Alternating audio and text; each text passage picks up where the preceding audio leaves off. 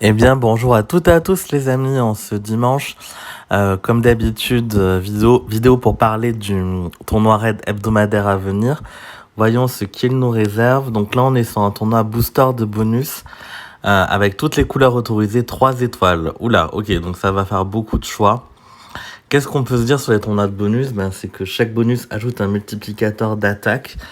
Donc il y a une liste qui est sur les forums, je vais pas tous les citer, mais pour en mentionner quelques-uns, typiquement un boost d'attaque, ça paraît les plus simples. Ça peut être un boost également lié à de la régénération de vie de tour par tour, comme le ferait Rigard Costume ou Melander Costume. Ça peut être un boost lié au coup critique, comme le ferait Melia. Voilà, des exemples de boost, de régénération de mana aussi. Donc là, toutes les couleurs sont autorisées. Je vais pas faire une longue vidéo aujourd'hui, mais je voulais juste montrer quelle défense je positionnais.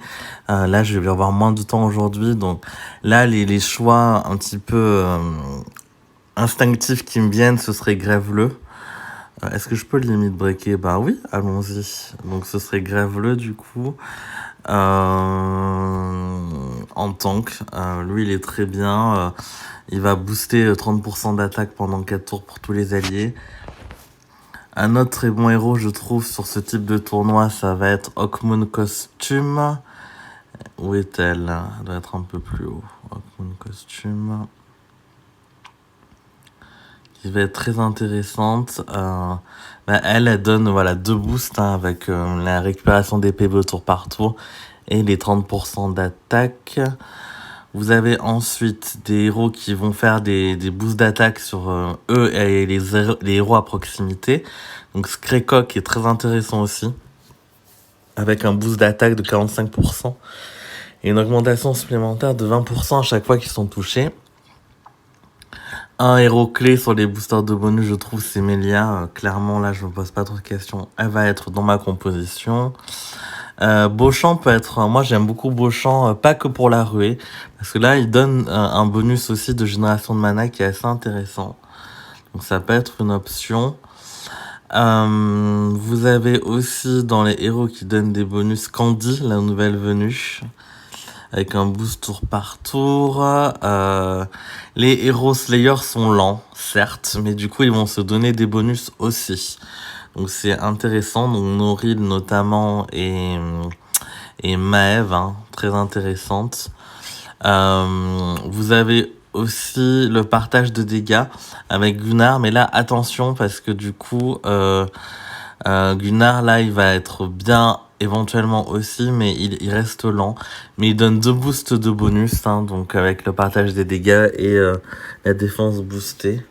D'ailleurs, pourquoi pas ne pas mettre Gunnar, mais là c'est très défensif du coup.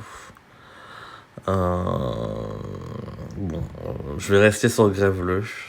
Le Grève-le emblémé limite breaké. Hawkmoon, j'ai bien envie de la mettre, ça va me faire 2 soins, mais après pourquoi pas, ça peut faire un centre pénible. Ou alors je vais plutôt mettre Beauchamp. Beauchamp sur le côté.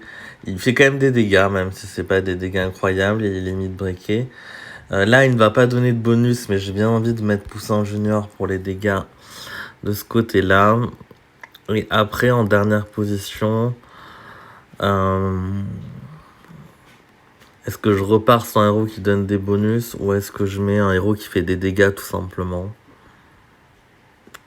C'est vrai que j'ai pas mis beaucoup d'emblèmes sur plein des 3 étoiles différents, donc au final mes choix s'avèrent assez limités parce que j'ai pas voulu trop investir d'emblèmes sur des 3 étoiles, vraiment que sur les essentiels entre guillemets.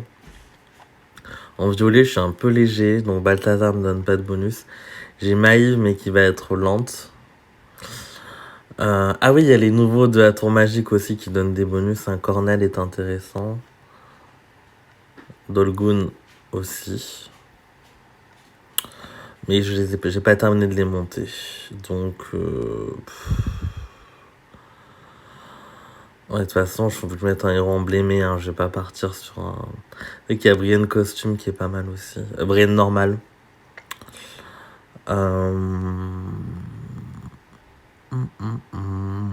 Le 5e slot, j'hésite. Sinon, ça peut être Sudri aussi, hein, pour les dégâts qui peut faire très très mal. Mais là, du coup, j'appelle le rouge. Du coup, on va faire une modification. Je vais mettre Gunnar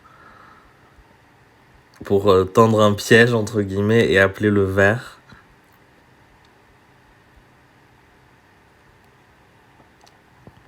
Gunnar dans sa version normale, même si l'élan, il a des statistiques qui devraient lui permettre de déclencher. Et je vais... Ah oui, mais du coup, je préférerais mettre... Là, c'est embêtant parce que du coup, je préfère mettre Grève-le en position 2 plutôt que Beauchamp. Bon, allez, on va faire comme ça.